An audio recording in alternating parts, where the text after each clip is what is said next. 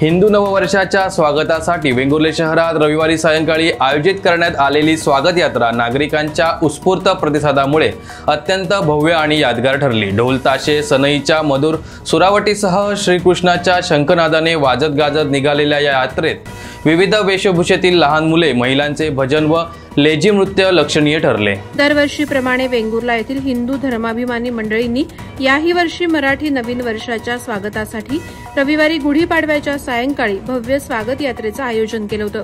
स्वागत यात्रेच्या प्रारंभी नूतन वर्ष सर्वांना सुख समृद्धीचं जावो, रोगराई नष्ट होवोत यासाठी ग्रामदैवत श्रीदेव रामेश्वराला श्रीफळ ठेवून सांगणे करण्यात आले।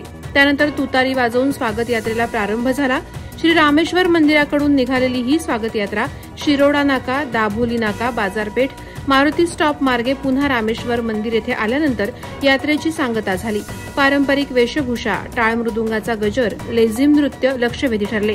स्वागत यात्रेत प्रत्येक नाक्यावर रिंगण करून महिला मंडळाकडून सादर झालेलं भजन आणि लेझिम नृत्य सर्वांची वाहवा मिळवून गेलं।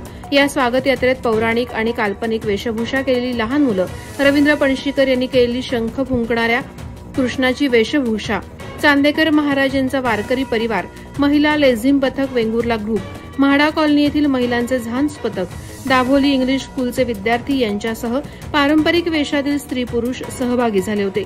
रामेश्वर मंदिरात मठ येथील बचत गटातील महिलांचा नृत्याचा कार्यक्रम संपन्न झाला। प्रहार डिजिटलसाठी दाजी नाईक, वेंगुर्ले।